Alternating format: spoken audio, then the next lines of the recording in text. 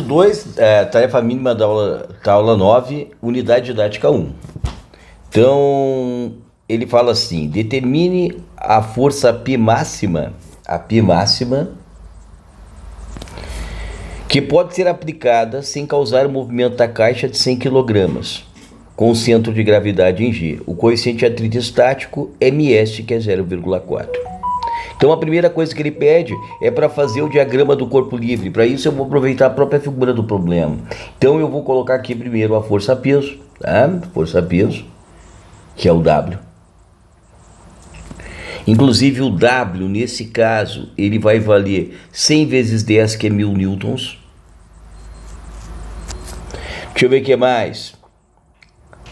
Eu tenho a força de atrito, que é contrário à tendência do escorregamento, e portanto é para a esquerda, então a força de atrito estático.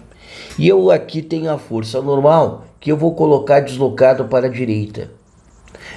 Nesse caso, a força normal, aqui até vou exagerar um pouquinho, eu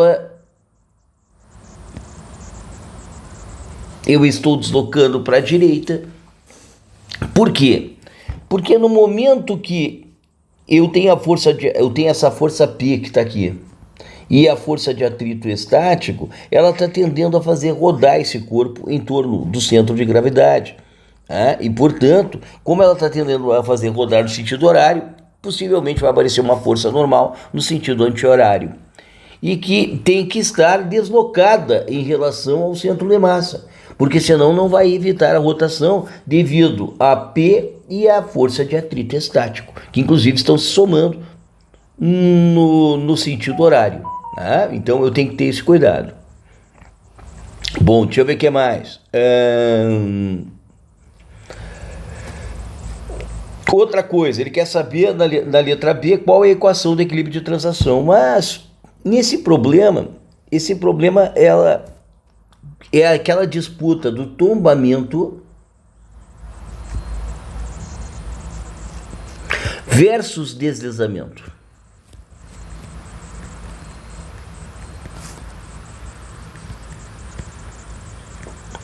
E a hipótese, aquela demonstrada durante a aula ou na videoaula, ela me permite verificar essa condição. É só pegar lá o μ, ele vale 0,4. A força que está tendendo a fazer tombar ou é a força P ou é a força de atrito estático. Eu vou considerar o tombamento em torno desse ponto O, e eu posso escolher qualquer ponto, porque ele não vai tombar na prática. Ele vai só ficar a tendência dele. A gente nem quer que ele tombe na prática. Então, eu estou escolhendo esse ponto O. Ao escolher esse ponto O, eu vou verificar que a força de atrito estático não vai fazer girar em torno do ponto O, mas a força P vai fazer girar. E ela vai estar a uma distância HP. E é este HP que eu devo colocar na condição de equilíbrio. Então aí eu tenho que botar lá, D sobre 2HP. Então o D, no nosso caso, ele vai ser igual a 1 metro, e o 2HP é 2 vezes 1,5 metros. Isso aqui vai dar 1/3, que é 0,333.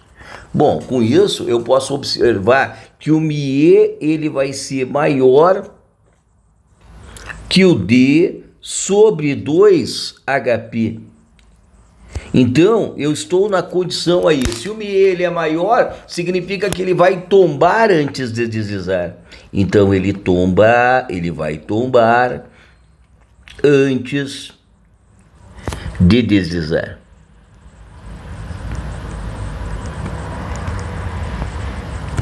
Então, primeira coisa que ele está pedindo agora, tá? Porque esse problema ele vai aproveitar para fazer todas aquelas hipóteses, porque a ideia não é que o cara saiba decorar esses troços aí. Então ele tem que saber fazer as equações de equilíbrio, etc. Então vamos lá, ó. Primeiro, o equilíbrio de transação. O somatório das forças tem que ser igual a 0. Quais são as forças que estão aí? Tem o PI, tem mais FNJ, tem menos W, que é 1000J, E eu ainda tenho a força de atrito estático menos a força de atrito estático vezes I igual ao vetor nulo. Pronto, eram só essas forças aí. Então dá para montar as duas primeiras equações de equilíbrio, sendo que uma, ó, é o I com o I. Então eu posso dizer que o P é exatamente igual ao FAT, que eu não sei se é máximo. Quer dizer, de certa forma, como eu sei que esse corpo vai tombar antes que deslizar, eu nunca vou ter a força de atrito estático antes do x ser igual a d sobre 2. Né? Então, na realidade, eu já tenho certeza que o x é igual a d sobre 2 e que a força de atrito estático é a menor do que a força de atrito estático máxima. Isso aí vai me facilitar a solução do resto do problema, só para a gente ver o que vai acontecer aí. Então, a força normal, nesse caso, ela vale 1000 newtons. Pronto. Deixa eu ver o que mais. Equação do equilíbrio de rotação. Então, o somatório dos momentos, vamos ver em relação a qual ponto? Em relação ao ponto O, vamos pegar ali. Então, em relação ao ponto O, ele tem que ser igual a zero.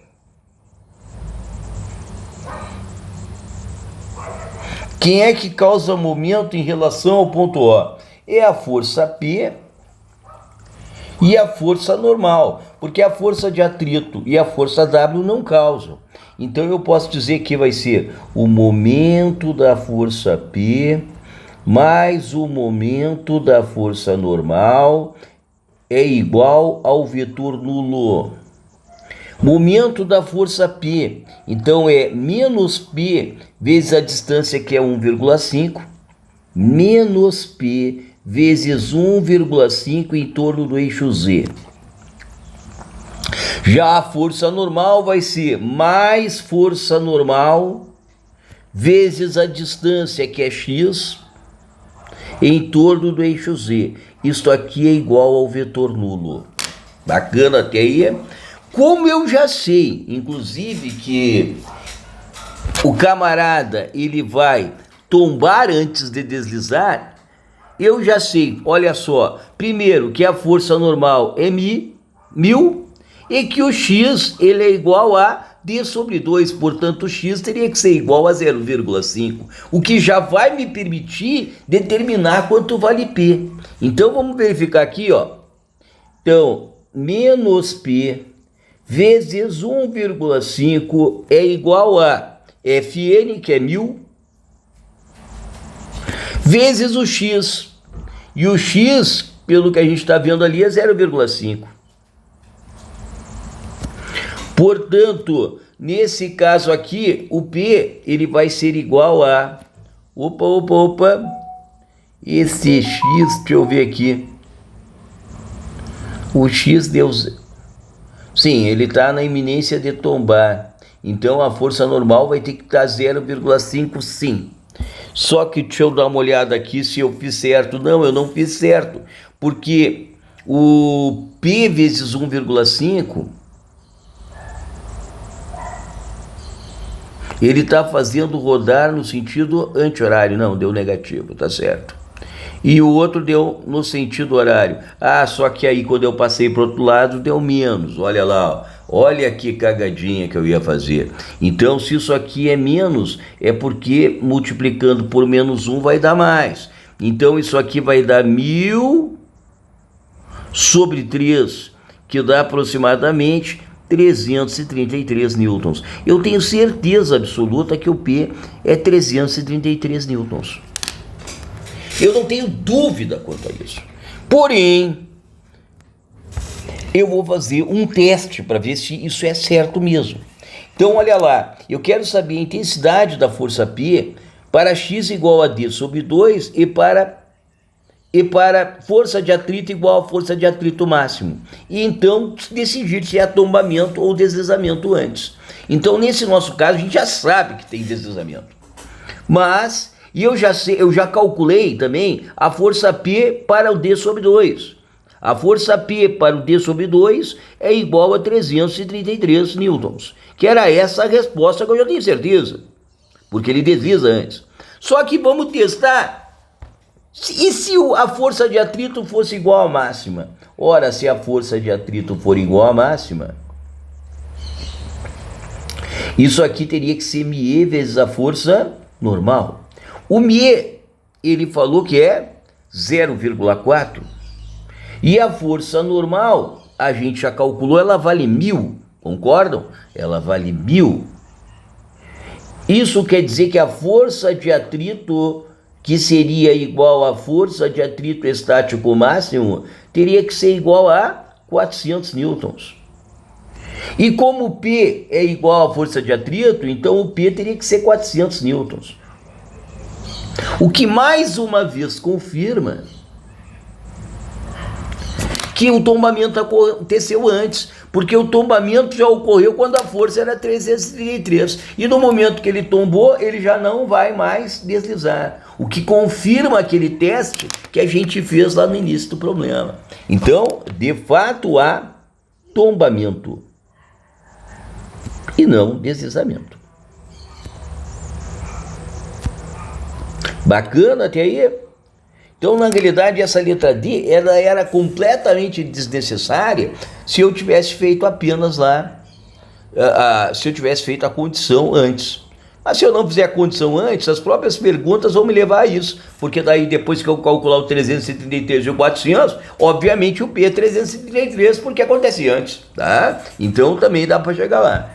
Letra A, as forças P e força de atrito em função dos versores. Agora que eu já decidi quanto vale o P, ele vale mais 333 newtons. Ele não é o 400, porque ele não está no limiar de escorregamento. E a outra coisa que ele perguntou é quanto vale o FAT.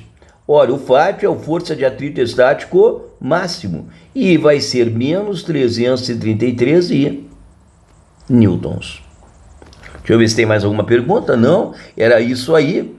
Veja que com a decisão anterior, deslizamento versus tombamento, fica muito simples resolver esse tipo de problema. Valeu, bons estudos, dedicação, organização e responsabilidade. Nosso lema, não vamos esquecer, dor.